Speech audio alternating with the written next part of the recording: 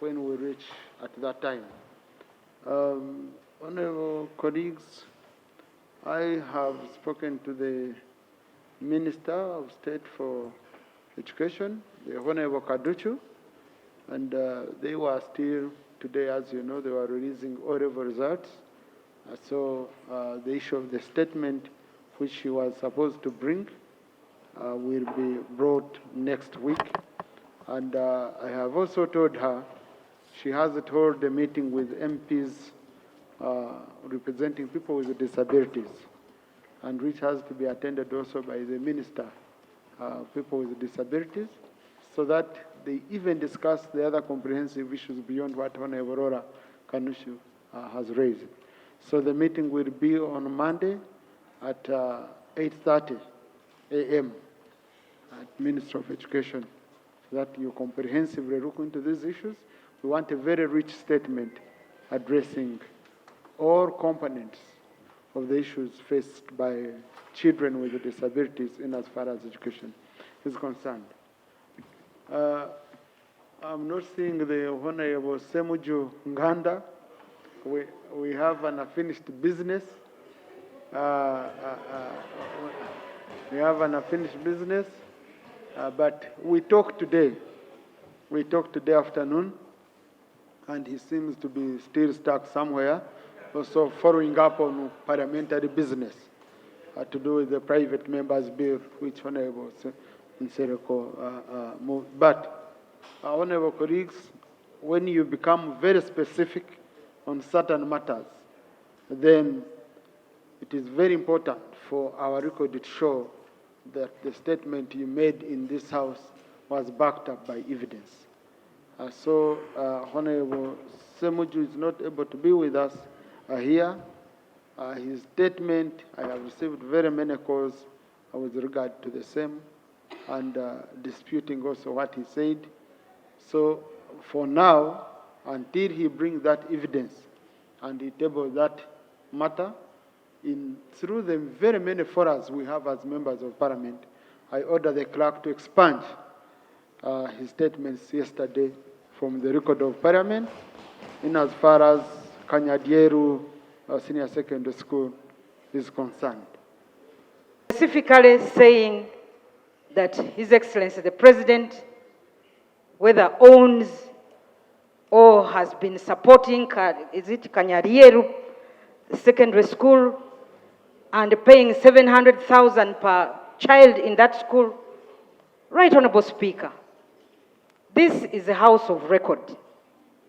And the statement is made, the proceedings are live. Please, I'm on procedure. The proceedings are live. Proceedings have been captured. And Right Honorable Speaker, the member was asked, the Honorable Ssemujju said he had evidence. And Right Honorable Speaker, if he has evidence and is not in the House today, Right Honorable Speaker, would it not be procedural right to demand that the Honorable Ssemujju lays his statement here?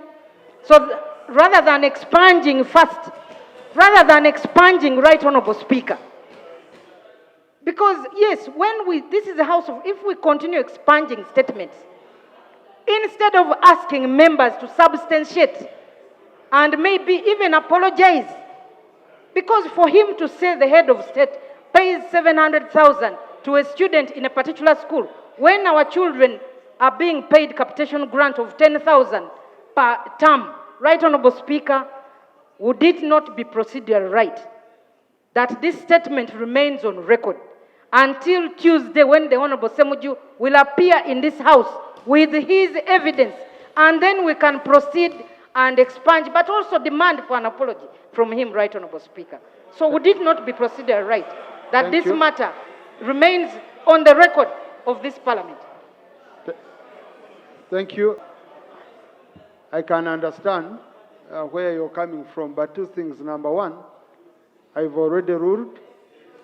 Okay, I've already ruled on the matter, and in case one is not satisfied with my ruling, Rule 87 of our Rules of Procedure provides for how to challenge the Speaker's ruling. But number two, I talked to Honorable Ssemujju today afternoon. Okay? Yes, and He told me it was raised by a certain former woman MP for Metiana. So I helped him in getting a record. I said I promised that we shall cooperate. So, so I told him, sir, I can't do research for you on this matter. So if you do, I'm going to expunge it from your record.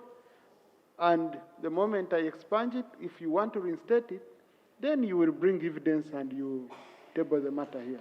But I felt it was a matter which didn't need to spend another night on our record books, okay? Through a point of procedure, through any other means, a member can demand Honorable Ssemujju to resign, to apologize next week if he comes. If a member so wishes, okay? And whoever will be a presiding officer will guide at that time, okay? But what is very, very important, honorable colleagues, is when I'm doing things here, I don't do them for the camera. I do them for the record. This record is going to be, and that's the pressure I usually get from you, honorable colleagues. Most of you want to speak between 2 and 4 p.m. when the media is still alive and hot, and you get it? And if we are to run the house that way, then we shall be, instead of presenting in plenary, we shall be addressing press conferences, using Parliament to address press conferences, which is not the right thing to do, yeah, for now. But I get where you're coming from, Honorable Sarah. Yeah. Yes. Honorable John Faisma. Chair of the Committee of Education, before he presented the petition or the report, it's on record he said that this report has been taken by events, some content of it. But right, Honorable Speaker, when I looked through the report, this report implicates one of the administrators who was the headmistress of the school. Honorable, you're debating a report, which I have said I will appoint time to do that. Yes. Now, I'm just commenting. No, you're delving into a report of which I said I'll appoint time. So that's debating, unfortunately. Okay? Thank you. Right, Honorable Speaker, the issue of refugees is a very important issue for us as Parliament to discuss about. So many people have been wondering over the massive influx of the refugees, especially here in Kampala. There are so many within our communities, much as people think here and outside, that refugees do stay in camps which are not regular in Kampala. But we have so many, right, Honorable Speaker. We have communities of the Congolese in Machindye, Chibuyetu Parish. We have Eritreans in Rukuri, Zambia parishes, and even Somalis in Kampala Central. They are almost overtaking the population of the residents there. Right, Honorable Speaker, most of these people have too much money to avail themselves with good houses, with good food, and everything good in life. But of course, this has brought problems. And the landlords there do not wish to accommodate residents of Ugandan descent, preferring Eritreans, because they come along with so much money to afford their houses. And now the houses are becoming too expensive for our people. They have been complaining to us as leaders that please do something as leaders. Can the government control these people, at least in one place or one area? Because they are going everywhere now. They come, they take over a flat of more than 50 tenants for themselves.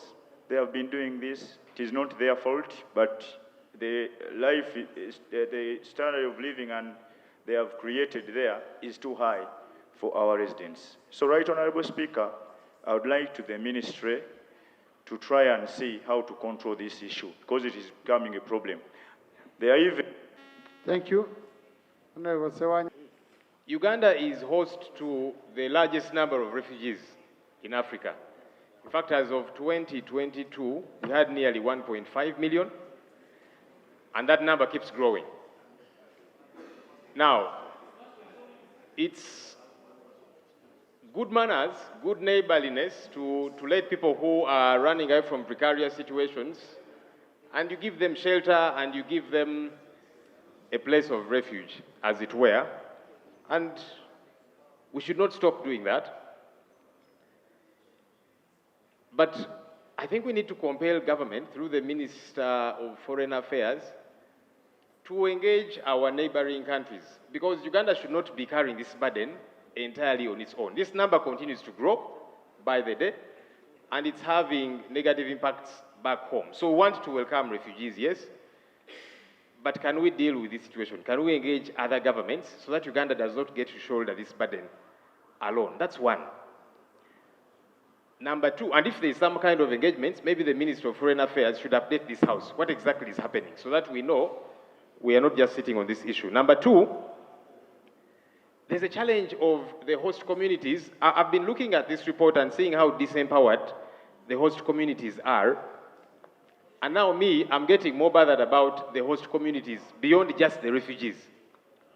So that, because this is the report, and the report is going beyond just the refugees. Take an example. In Adjumani, out of 3 counties in the district, none of them has a health center for, contrary to existing government policies of a health center for per county. That bothers me. I'm now more concerned about our role. Yes, let's welcome the refugees, but you see, in this situation, even if the refugees were not there, the locals are in a precarious situation themselves. In Yumbe district, 2 counties had no health center force, while 2 others had no health facilities at all. But how, in 2024, government? This is beyond now the refugees. This is about our own people, Ugandan people. And it's captured here in this report. In several others, we are talking about pressure on education, pressure on sanitation, and so on. Right Honourable Speaker, I think we need to compel government to be a lot more serious, number one, about the people of Uganda, and then by extension, the refugees. Let's welcome them, because even ourselves, you might find yourself in a situation that requires you to require shelter elsewhere. But as we do that, can we empower our local communities, first and foremost, on their own, for their own good, away from the refugees? Because like I'm saying, even if the refugees were not in place, these communities don't have health center force. How? It's not acceptable. Thank you. Thank you. Honorable John Mrimba.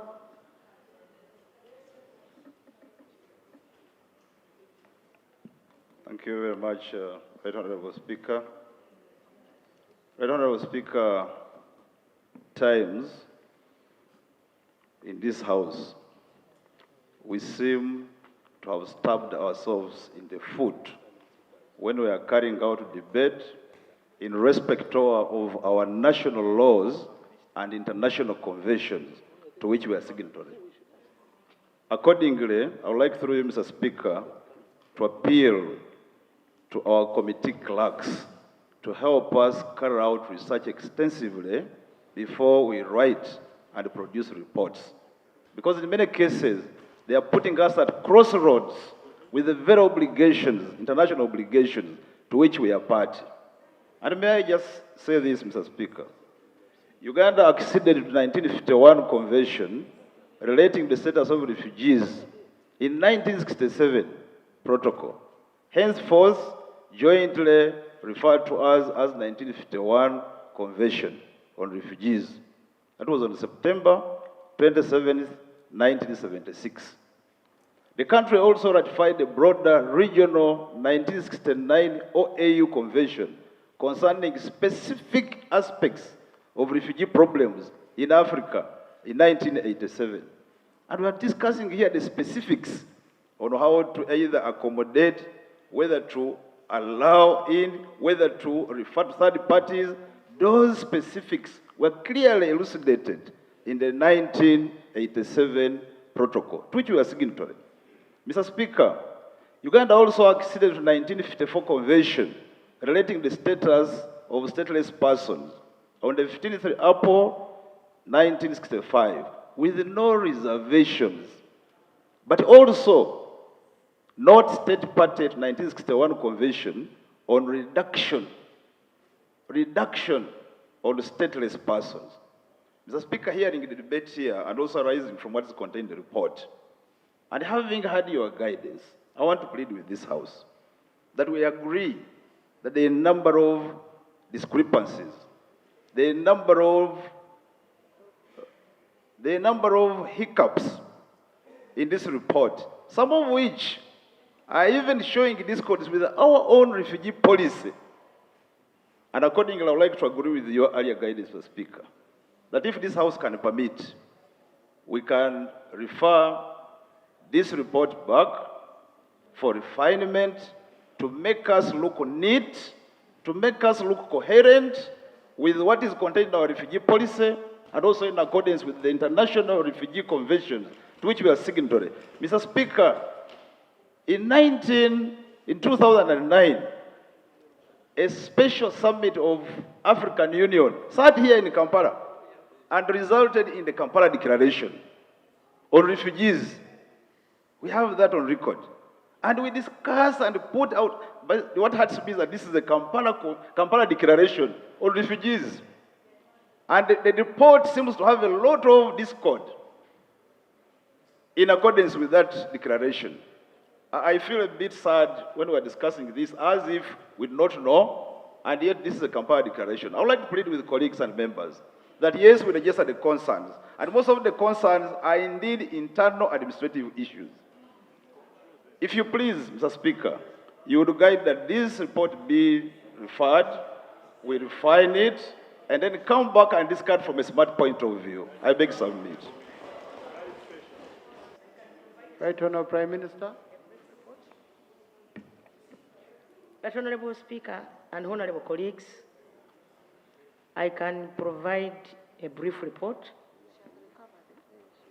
Recently, in December last year, we had a global refugee forum in Geneva, Switzerland, where Uganda was recognized. We were recognized because of our policies, the refugee policies, globally. I represented the president, and the president was also honored in the same forum. Honorable Speaker and colleagues, in 1986, Uganda was an exporter of refugees. Up to 500 refugees were living out in other countries around the globe. 500 or 500,000? 500,000. Okay. And currently, Uganda is hosting 1.6 million refugees presently. I was a co-chair or a co-convener of this global summit. However, there are a number of issues that came out. The dwindling resources that are supposed to be brought here because of other global challenges. And so we came up with resolutions. And I request you, Right Honourable Speaker, that the minister in charge of refugees should be given space to come here and give a report of what resolutions we agreed on in that global summit. Right Honourable Speaker and colleagues, people who come to Uganda here as refugees come to, they come to save their dear life. They are running away from problems to our country because we are secure and we are peaceful. And we host them. We have a policy that allows our people or the neighbors to come freely into this country. And almost every month, I get people who come to benchmark on our policies in this country. The number of things that we need to put right, like I was in Isingiro recently, I don't know whether the Honorable MP, I'm told the MP from Isingiro, talked about the conflict that was existing between the host communities and the refugees. So we went there and put that right. Some of the issues that are coming up in the report are administrative, which we can handle. But Uganda is having a bigger position globally when it comes to refugees.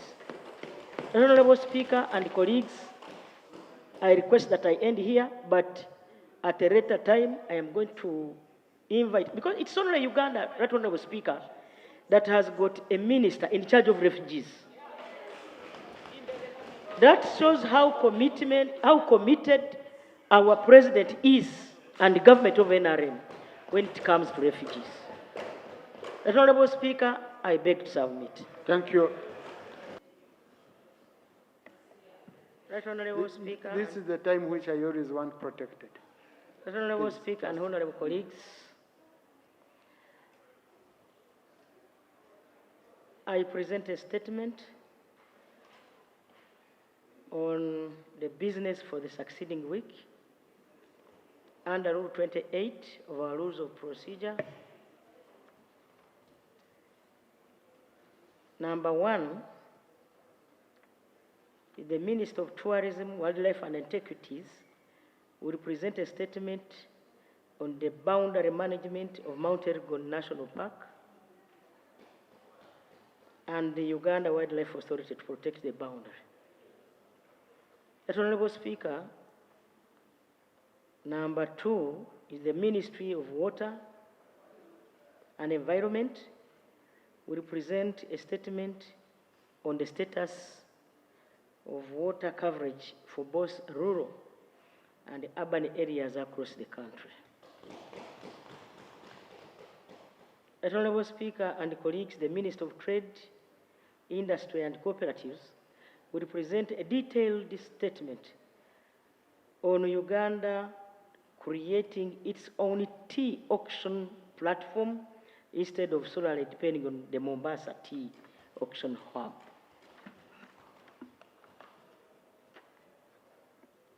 Number 4,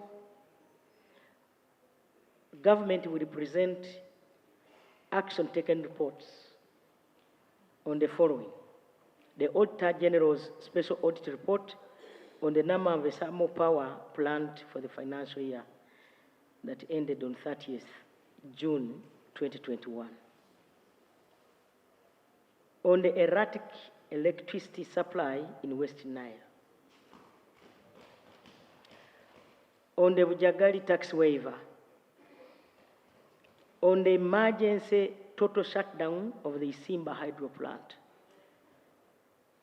We shall also present the action taken report on the ministerial policy statement and budget estimates for the environment and natural resources sector for the financial year 2023-2024. Honorable Speaker, the Ministry of Energy and Mineral Development will present a comprehensive statement on the nationwide electricity connection projects. I beg to submit. Thank you, Right Honourable Prime Minister. 5X PEF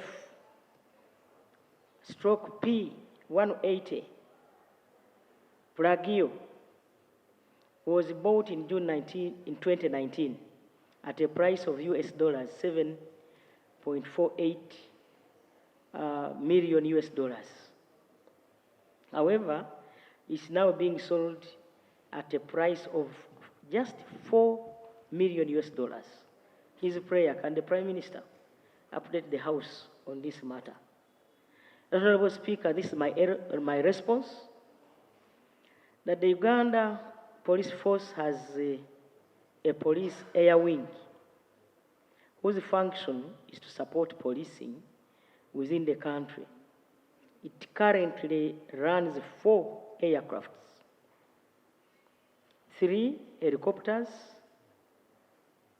and that one with a fixed wing.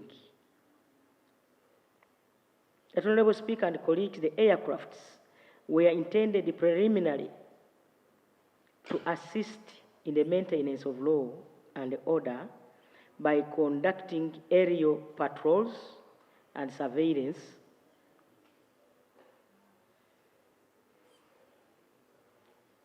aerial search and rescue, rapid response, forced transportation, and sometimes medical and casualty evacuation. When not required by the police for the stipulated duties, they may be used as a charter service by government on payment of the prescribed fees. Honorable Speaker and honorable colleagues, the fixed wing aircraft, which is a 9-seater aircraft, was acquired in June 2019 at a cost of US dollars 7.48 million. And since then has only flown for less than 2,200 hours. This is mainly due to its operational limitations, which include designs that limit it to only paved or tarmacked runways, as well as high maintenance and operational costs. The aircraft is serviceable and has all the necessary requirements to operate. Let Honorable Speaker and honorable colleagues, due to the above mentioned limitations, Uganda Police Management has been considering option of how the aircraft could be effectively and efficiently utilized in advancing the police mandate, and where possible, be linked to working domestically in the aviation industry with a possibility of leasing it to the national carrier, among other options. Disposal of the said aircraft has never been an option taken by police management as a way of utilization of the said aircraft. In any case, if any disposal was to be considered, due process would be diligently followed with all key stakeholders regarding the disposal of such an asset, and in that respect, value for money would certainly be a key consideration to take into account. Question number 2 came from Honorable Eunice Appeal, Member of Parliament, Oyam North, on the exclusion of Oyam North in the distribution of water by National Water and Sewerage Corporation under the ongoing projects in the districts of Gulu, Omoro, and Oyam. Her prayer: can the Right Honourable Prime Minister update the House on the matter? My response: the Integrated Water Management and Development Project is a follow-up project being jointly implemented by the National Water and Sewerage Corporation and the Ministry of Water and Environment. Honourable Speaker and honourable colleagues, the scope is expected to be completed by July 2024. Ongoing project scope includes only towns that are en route to Gulu along the highway of Karuma, Kamudin, Minakuru, Bobi, Koro, Abil, Parenga. Apparently, Oyam North is not en route and will only benefit from other National Water and Sewerage Corporation budgetary arrangements that are gazetted by the Ministry of Water and Environment. The third question came from Honorable Goliti Namuga, Maogola, South Zimbabwe. That according to the third National Development Plan, the government selected 69 key projects which it planned to fund. Among them is the creation of 4 science and technology parks as part of the Innovation Technology Development and Transfer Program and 40 technology and business incubators.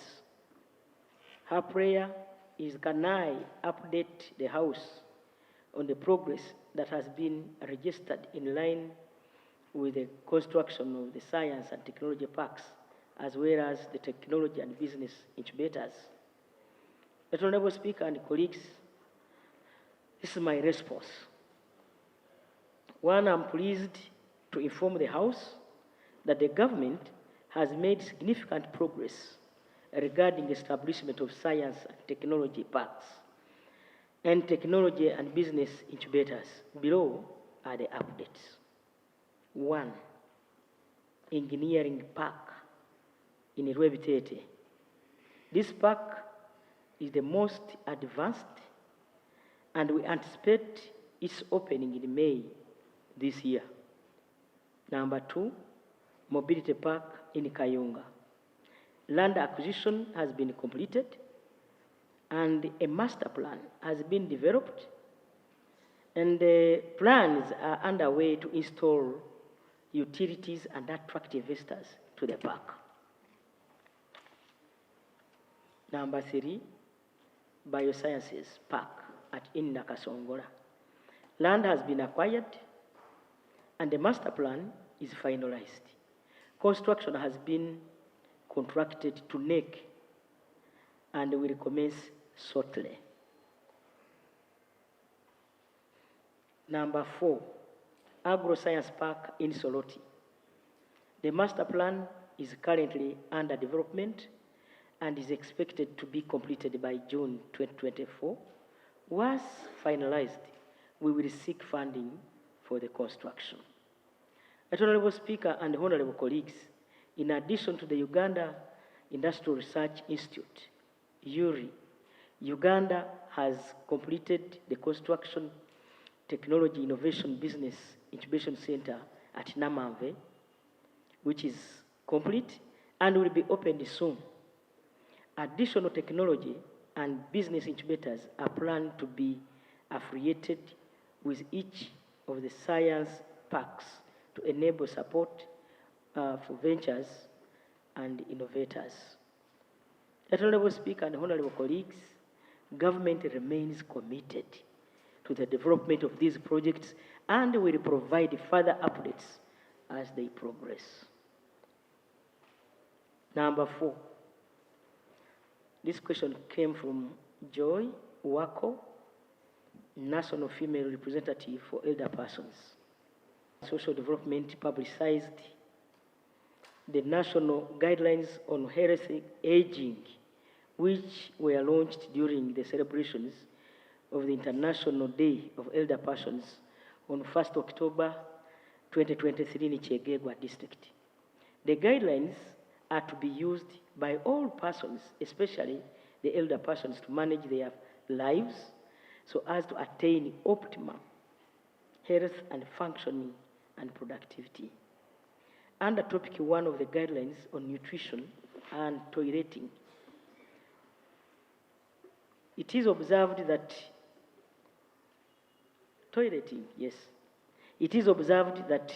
elder persons have a tendency of restricting food, water, and fruit consumption due to the fear of frequenting the toilet, which sometimes are not user-friendly, and this has negative consequences on health aging, such as constipation and malnutrition.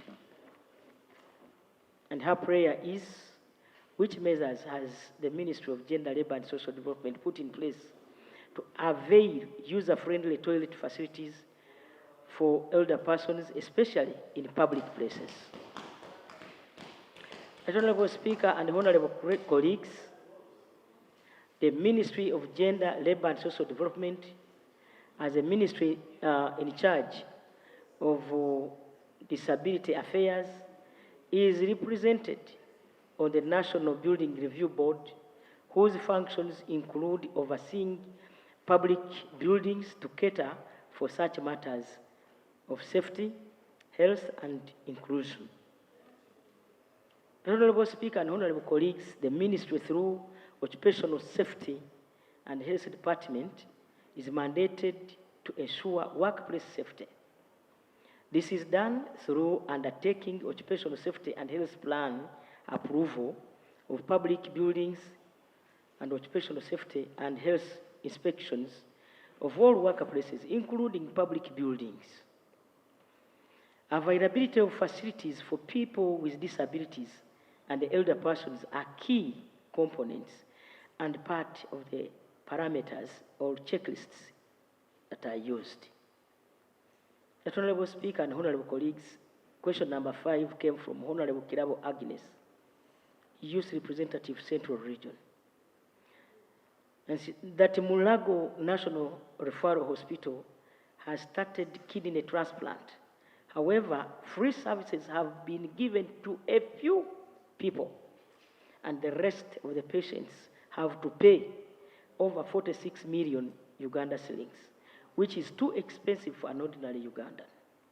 And her prayer is, what is government's plan to ensure this service is available for all?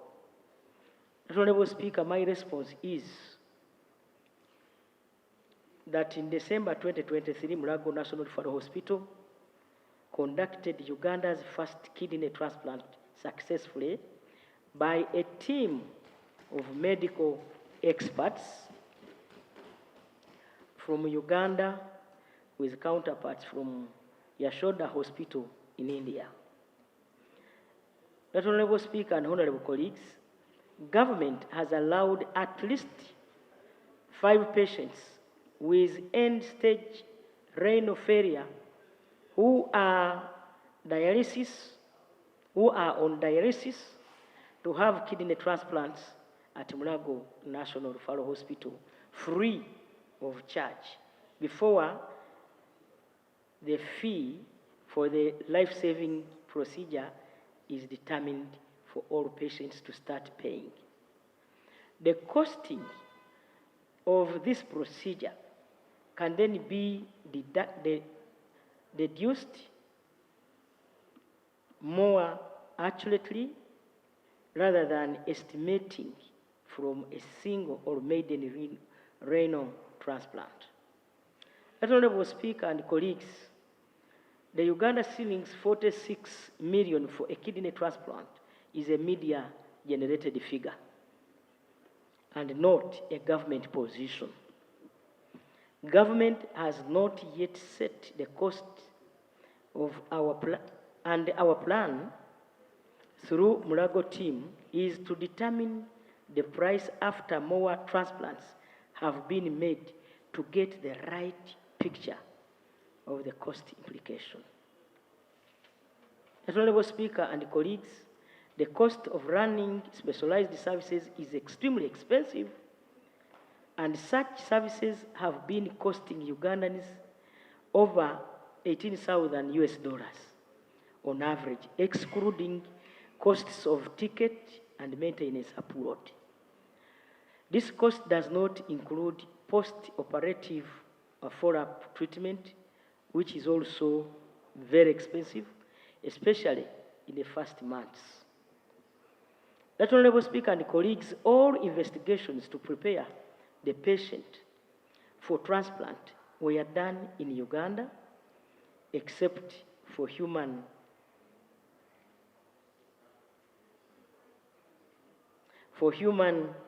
leukocyte antigens typing, where samples were sent to South Africa through Lancet laboratories. This was more cost-effective to do for now until we scale up organ transplant services. Honorable Speaker and honorable colleagues, the success story of Mulago Hospital is in correcting this health condition will save Ugandans from traveling to India and other developed countries for kidney transplant. Government of Uganda is committed to saving lives of Ugandans through such innovations and lessons learned from Mulago.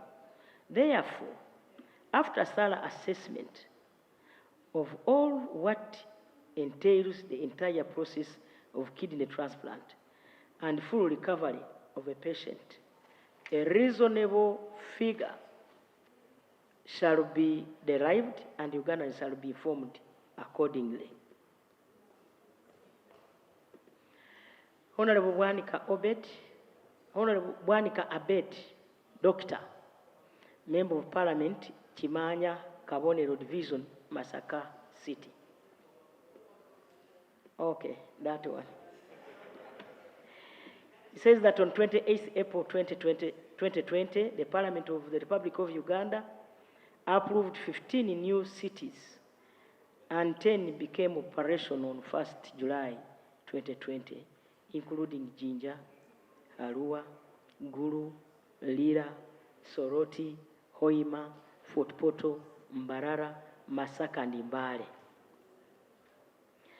That Section 188 of the Local Government Act instructs that at the creation of a new local government unit, the minister shall ensure the equitable sharing of property between the original and new governments. It's now 3 years since the operationalization of the 10 cities without clear guidance on asset sharing. The Ministry of Local Government continues to handle ad hoc by engaging case by case, which has caused a lot of confusion and not desirable.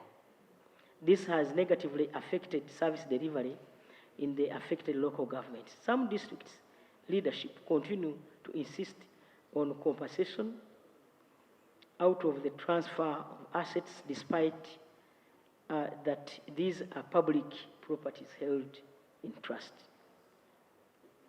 His prayers that when his local government ministry, including when the Ministry of Local Government concluding on the guidelines for asset sharing and laying the same on the table in the Parliament of Uganda, and that how much provision has government provided to support establishment of new headquarters for districts that were affected by the creation of new cities. Honorable Speaker and colleagues, my response is that funding to finance the settlement of 10 districts of Masaka, Mbale, Hoima, Arua, Kuru, Lira, Mbale, Soroti, and Jinja that gave birth to cities was requested for by the Ministry of Local Government during the budgeting period for the current financial year, that is 2023-2024.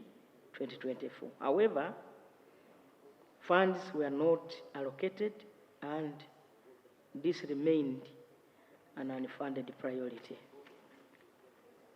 Honorable Speaker and colleagues, the matter has been presented to the Ministry of Finance and Economic Development for consideration in the next financial year, that is 2024-2025 budget call circular.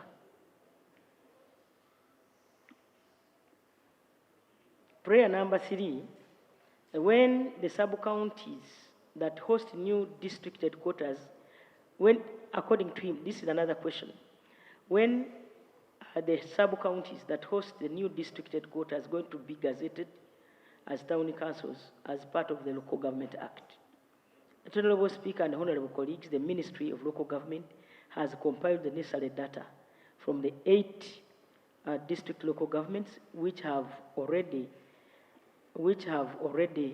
determined their new locations. We are still waiting for submission from 2 district local governments. Honorable Speaker and colleagues, town councils will be gazetted once the Ministry of Local Government has received all the information from the 2 remaining local governments. His prayer number 4, that since there are lacunas in the Local Government Act about the governance of new cities, when is government coming up with a bill on governance of new cities? My response, right, Honorable Speaker and honorable colleagues, is that the proposed amendment bill for Local Government Act Cap 243 has been prepared and will soon be submitted to Cabinet for consideration and approval, and then be brought here for approval. Right Honorable Speaker and honorable colleagues, I beg to submit. Thank you, Right Honorable Prime Minister. Erratic electricity supply in Kavali.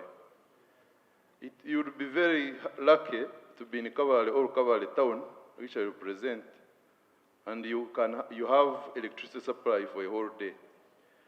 Many people have talked about erratic electricity supply. One of the culprits being Arua, West Nile region.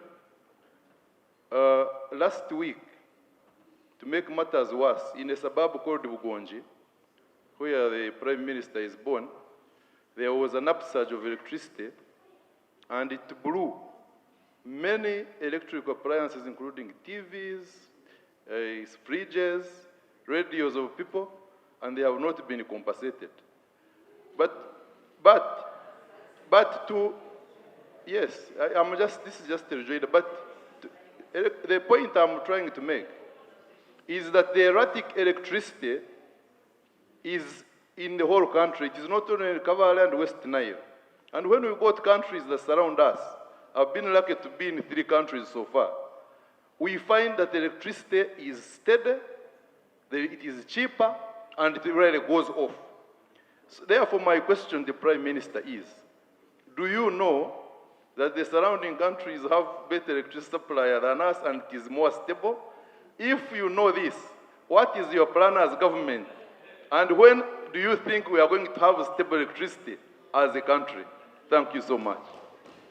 Now, honorable colleagues, this is an issue which has been answered 2 times here. And Honorable Kamara, you've been told here by the Minister for Energy that come September, the substation that is, the station that is being put in Kabari will stabilize the electricity for the whole of Chigezi.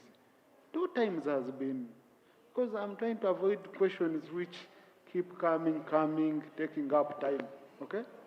The Minister has assured us here properly. To us, Mukono, to traverse Kome Islands.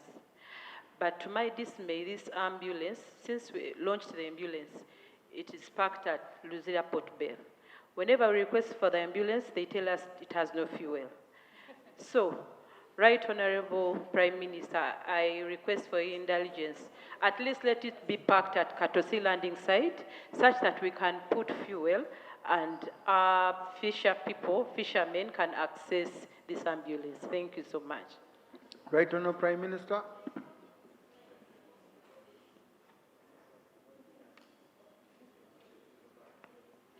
Honorable Speaker and colleagues, this is pure administrative. I am going to pick up the matter. I request that we team up, you and me, and you know a number of issues we have solved between me and you. And then we see lack of fuel. The ministry is supposed to provide the fuel. The same way it is providing fuel of 1 million per the ambulances that we have been given. So it's just pure administrative, we shall handle. Thank you. Used Northern. And the results indicated that 750,000 pupils sat these exams. However, Right Honorable Speaker, the 2023 P7 cohort were enrolled in 2017 in P1 with a total enrollment of 2 million pupils, indicating it. So this indicates that through the 7-year period, 1.2 million pupils dropped out. Right Honorable Speaker, in this era of policies on free compulsory primary education, can government account for this very high dropout and also share comprehensive plans to mitigate this crisis permanently? Thank you, Right Honorable Prime Minister.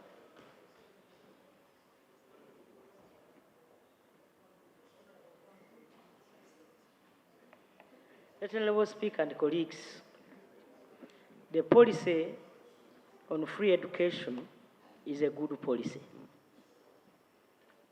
which started in 1996. Honorable Speaker, even recently you had the president on Tarai Sita urging leaders and school administrators to stop charging fees in government-aided schools. But the school administrations continue to charge exorbitant fees, making it very difficult for children from poor families to access education. The Minister of Education and Sports came up with a number of solutions. One of them is an audit which has been done. Because the major reason why the school administration continue to charge our poor families is because they don't have enough teachers. Two, that because they are doing exams. And three, the Minister of Education is here. I think he can add. But the fact is, Parliament of Uganda should come up, you members of Parliament and us, government, should come up and put our feet down and say no to these charges. The other option government is putting in place is to increase, if need be, the capitation grant in the near future, so that the money is enough for them to run these schools. So, Honorable Minister.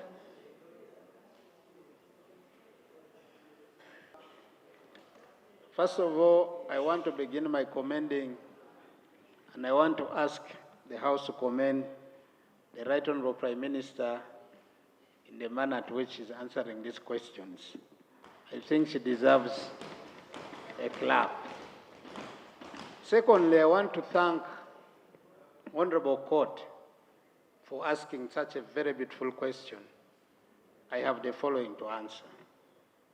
Number one, it is true under the Ministry of Education and Sports, we have carried out an audit and realized that the number of our children who begin the education from primary 1, by the time they reach primary 7, the number keeps on what?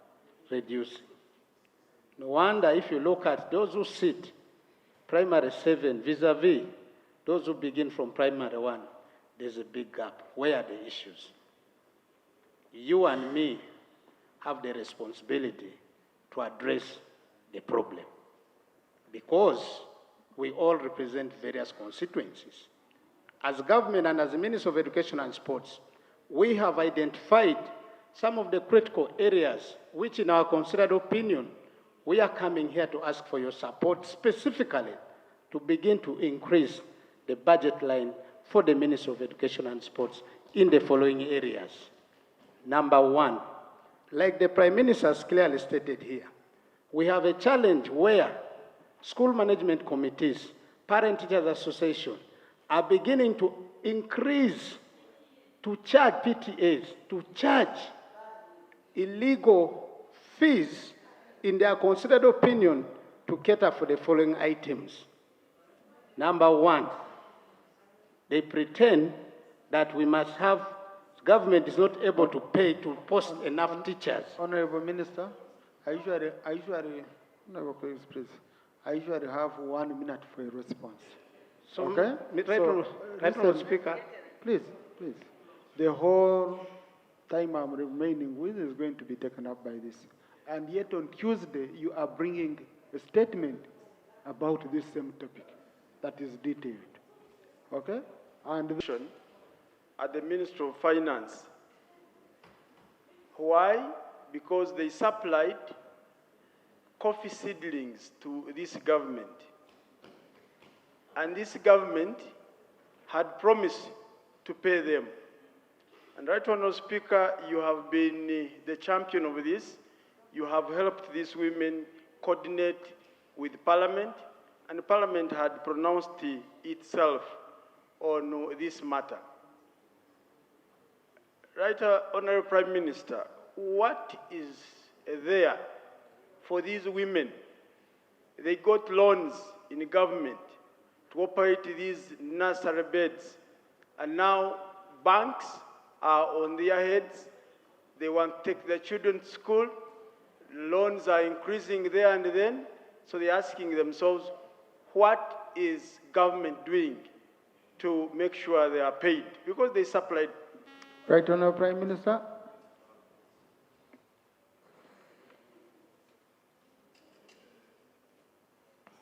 Honourable Speaker and honourable colleagues, you will recall that last year, we all agreed in this House that we have nursery operators across the country who have seedlings, and yet there was a policy shift. Remember when we came up with PDM, government stopped buying seedlings under Uganda Coffee Development Authority. So we all agreed that we give them a chance, but the government will pay in a phased manner because we had not budgeted for this. And so we agreed that in 2023, 2024, we shall pay a few. 2025, 2026, we shall pay another cohort. And so I think those follow under that cohort. We shall pay. Government tenyaga.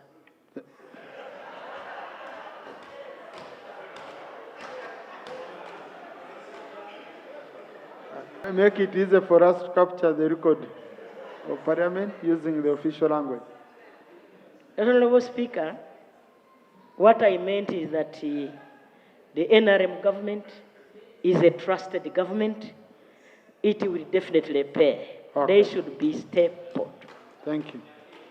Thank you, Right Honourable Speaker.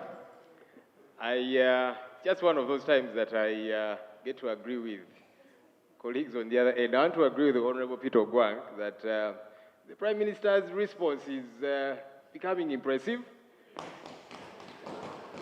However, I want to encourage her that now we move away from the good responses to action. Yeah, action. It's one thing to have a good response for a member's concern, but let there be action, because that's what the members are interested in. 3 quick comments, Right Honourable Speaker. The issue of the Uganda police helicopter, I am bothered that we can purchase such equipment at $7.48 million US. And along the way, to quote the Prime Minister's response, it has got operational limitations, which include designs that limit it to only paved tarmac runways, as well as high maintenance, operational costs, and so on. How come we did not see this coming? Because we are saying we acquired this for force transportation, search and rescue, sometimes medical and casualty evacuation, meaning it was not going to only operate in areas that are tarmacked and all of that. Let's stop shooting first and aiming later, so that we get equipment that is fit for purpose. Because now, we are stuck with this equipment that is very expensive, and the Prime Minister is telling us they're trying to see if it can be leased to the national carrier, which has its own challenges and so on. We seem to be stuck with it. Let's first aim and then shoot. Just as an example, Right Honourable Speaker, when I was still chairing COSASE, we presented a report here which was unanimously adopted by the House. Uganda Railways Corporation acquired locomotives at 48 billion shillings. Mark you, the recommended locomotives were at 36 billion, and they were fairly newer. They bought older locomotives much more expensively. And when they brought them here, they had to now begin to make changes to the railway, so they were not even fit for purpose. Luckily, as a result of our report, the MD was fired, the entire board was fired. I am hoping there is sanity in that area, I don't know. But the point is, we waste taxpayers' money when we don't plan appropriately. The other comment, Right Honourable Speaker, is regarding public toilet facilities. It was a concern that the older persons cannot access them. Right Honourable Speaker, I think we need to make sure there are accessible public toilet facilities for older persons, for persons with disabilities, and for the general public. Because you see, even some that are existent, ordinary folks that are not as vulnerable as older persons and others still cannot access them. they are problematic.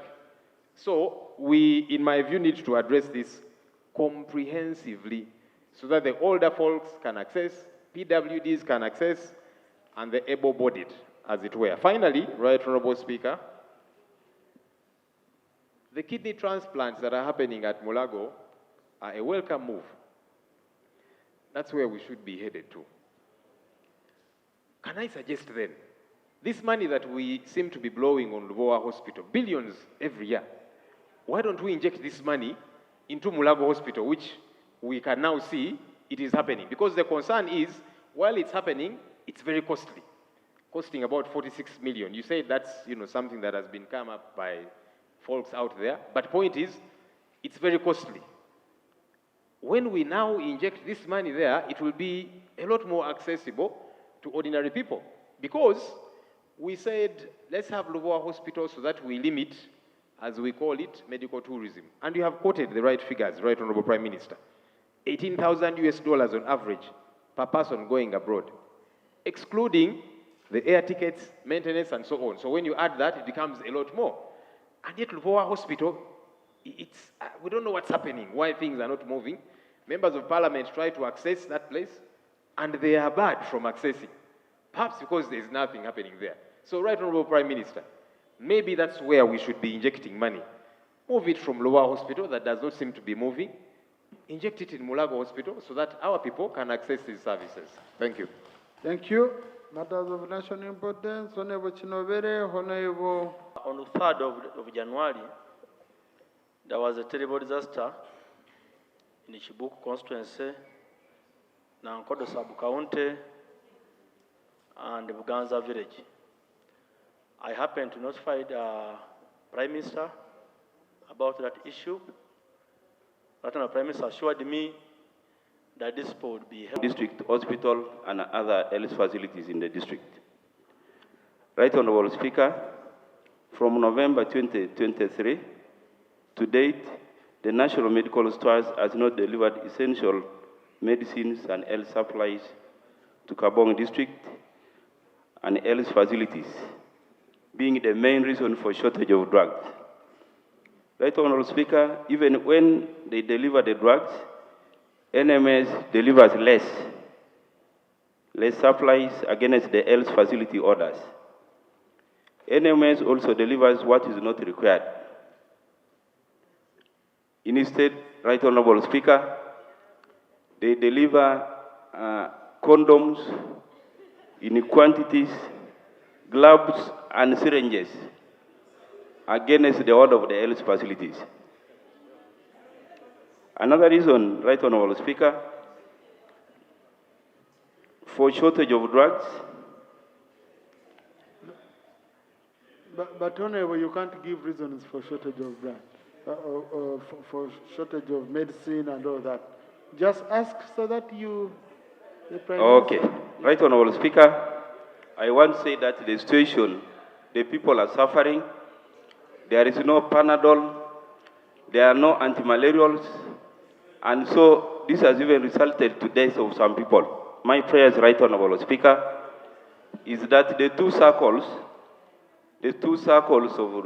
of the drug supplies that have not been given from November to February now need to urgently be supplied because there is no medicine in any health facility. Thank you. Secondly, NMS should streamline the supply and distribution of the drugs. Instead of sticking to the order of the health facility, instead they bring something which is not supposed to be for the health center. Then I think the Minister of Health needs to streamline strategies so that this kind of delays should not continue. Thank you very much. Right Honourable Prime Minister.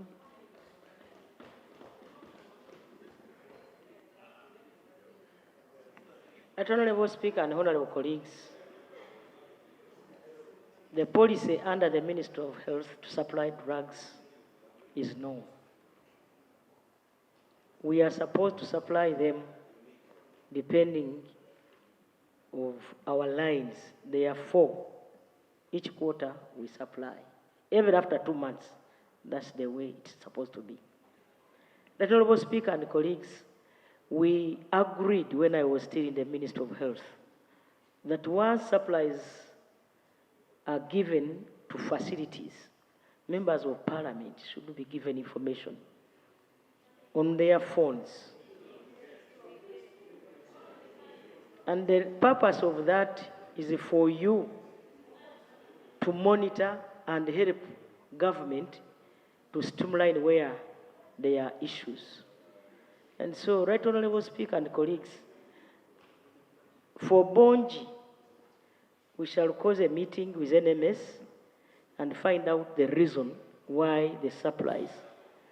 Kabong. Yeah, Yes. Dodos, no, Kabong. Yes, we shall find out. And I will get in touch with the member. Thank you. Honorable Dr. Yume. Moja AFCON bid. I'm aware that the stadia have already been selected and we're in the process of budgeting for them.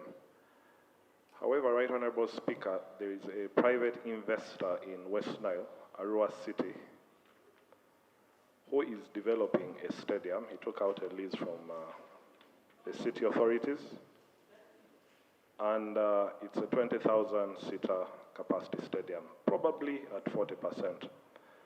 Right Honorable Speaker, my prayers are if government could reach out to this private developer, as is the norm when we are hosting international events, to see if they can infuse him with some support. Thank you. And see if this stadium can be finished through maybe buying shares, equity, and so forth. Thank you. Because we are 400 kilometers from where the action will take place, I think that will be a legacy for us to enjoy the football from the stadium virtually. Thank Minister for Sports.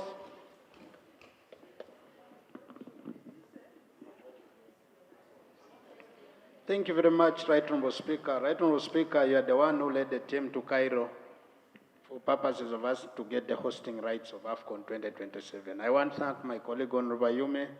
I'll be interested in finding out the contacts of the private investor, and we see how we could be able to begin to look at the cooperation between the government, because what we need is to encourage many to invest in sports infrastructure. I thank you. Thank you, Honorable Bed Numbers. To this Parliament, the Uganda Police Force has a plan of recruiting and training 2,500 personnel this year. Right Honorable Speaker, according to the government framework, budget framework paper, 21 billion shillings had been planned to facilitate for wages of such of the planned recruited policemen. However, 12.3 billion was provided, leaving a shortfall of 8.6 billion. However, Mr. Speaker, I've seen advertisements by Uganda Police in the newspapers announcing for 5,000 vacancies, 500 of them being vacancies for assistant inspectors of police and 4,500 for police constables. The inconsistency, Right Honorable Speaker, between the two figures is so big and enough to cause a matter of great national importance. For example, Mr. Speaker, according to the budget provisions, we are not even able to facilitate the recruitment of 2,500 policemen. However, now the police force is announcing for 4,500 constables plus 500 ASPs. My questions are, where does the police expect to get money to pay these officers when even the budget provisions are not enough to pay for 2,500 as planned? Two, why would police advertise for more vacancies than those it disclosed to this House? Three, Right Honorable Speaker, we already having a problem with housing for the policemen and poor pay. Wouldn't it be prudent therefore, first of all, to consolidate and be able to house and facilitate the policemen we have, other than announce. Thank you. Right Honorable Prime Minister, or Honorable, any minister can support the Prime Minister.